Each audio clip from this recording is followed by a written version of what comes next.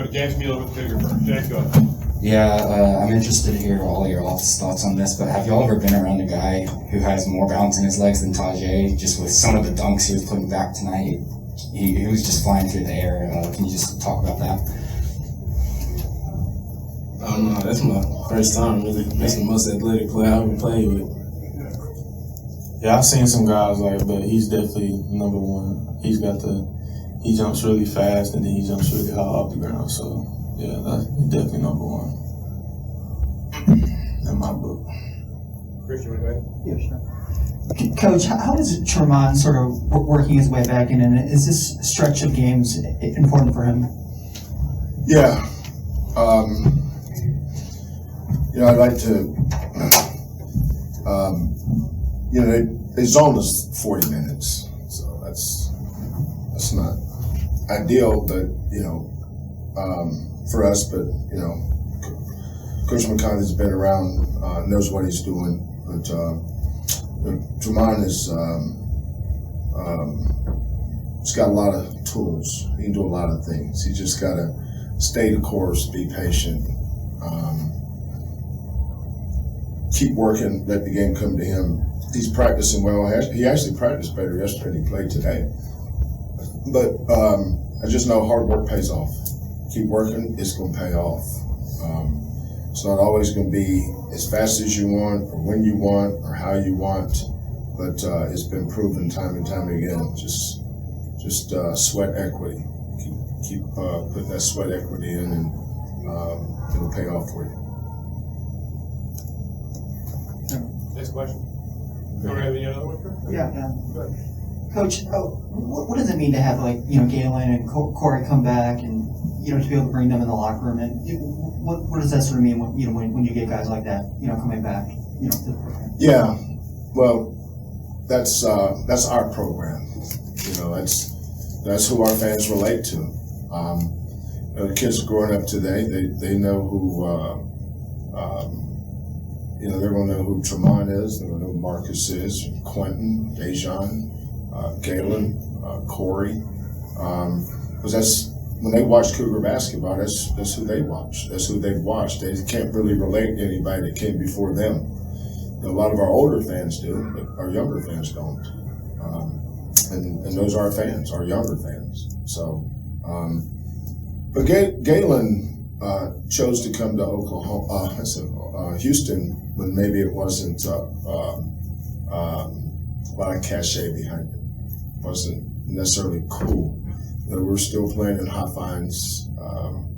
We didn't have a practice facility then. It was still mid-conference USA Houston. And everything in here reflected that. But we sold. I recruited Galen on a vision where I thought we could take this program. But what Galen did was give all the Houston kids permission to come. He said, it's cool to go to the University of Houston. Without a Galen, there may not be a Tramon Mark. There may not be a Marcus Sasser. A lot of people, there's a lot of people that's drinking from this well, but I don't ever forget the people that dug it. Yeah, Tramon, Coach Sampson just talked about, having you back. Have you felt, growing more comfortable now, 4 games under your belt, getting back into the rhythm of things after, having to miss the first few weeks? Yeah, I just got to stick to it, being every day in practice with coach and my teammates, everybody pushing me. They all want me to do well, and I know that, so I just got to stick to it, play hard. I'm good. Coach, how important is it to you to maintain a relationship with your former players? Going back, I think, after your coaching career, you always keep contact with. How important is that? Always have. One of the toughest days for me is the toughest days of the year for me is holidays because of the astronomical amount of text I get. It's not just Houston. It's Montana Tech, Washington State, Oklahoma, Indiana, Spurs, Bucks, Rockets, Cougars. I don't know how to explain. I just put my phone on silent because it gets annoying. Just the constant beeping. I would say on my birthdays, I don't know, 200 to 300 is probably somewhere in there. I may be, give or take, 25 or 50, maybe higher, maybe a little low, I don't know. Thanksgiving, Christmas. When these guys leave, they'll be texting old coach. They do now. Tramon and I think I got a text from Marcus and Tramon Thanksgiving this year. So, but that's the kind of program we have. We've always valued family. We didn't start the family here. It's always been a family. You know, look at Hollis and Qantas. You know, look at Kelvin and Lauren. You know, I had kids that play for me at Washington State that still stay in touch with me. I had a kid by the name of David Sanders. Probably texts me once a month, probably more than that. You know, if you were to call and ask him what was it like, his answer would probably be very similar to Marcus and Tramon's, because they're all part of a family. You know, coaches have trees, but they also have the players are part of that tree too. So it's important, but I think when you put the players first, do everything for them. You know, it's not always appreciated by other people, but the players appreciate it. You know, and that's why you coach. You coach to help enrich their lives and make a difference in their lives. And a lot of my guys will go on and become coaches. And a lot of the things they learn here, they'll take with them. Go back to Chris. Tramon, how frustrating was the injury, and how did you sort of deal with that? And do you think you learned something from that, you know, sort of experience? Can you repeat that? I'm sorry. How frustrating was the injury, and how did you sort of deal with that? And do you think you learned anything from that experience? Yeah, those first 3 games were tough sitting out, just knowing that I could be out there with my team providing. But yeah, I definitely learned something. I'm just trying to be patient. You know, injuries are injury. I have one, but I'm just getting through it, being patient every day, and it's already getting better. So I feel good about myself and the team going forward.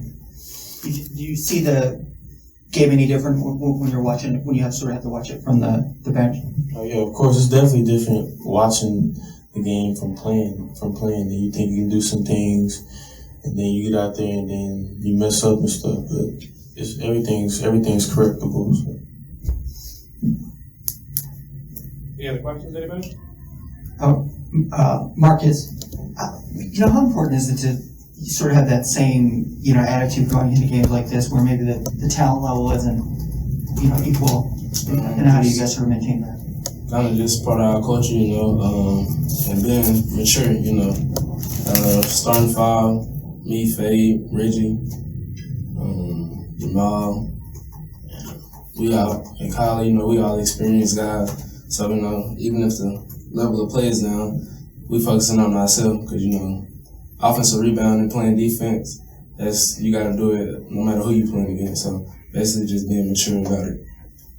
And how have you found working with Jamal, and how have you sort of, you know, that this year is like our first year, you know, actually being on the floor together, because when he was there last year, you know, we was always going against each other, but now that we're on the floor together, our chemistry is getting better. He knows where I like my shots, I know where he like his shots, and then both of us being good on-ball defenders.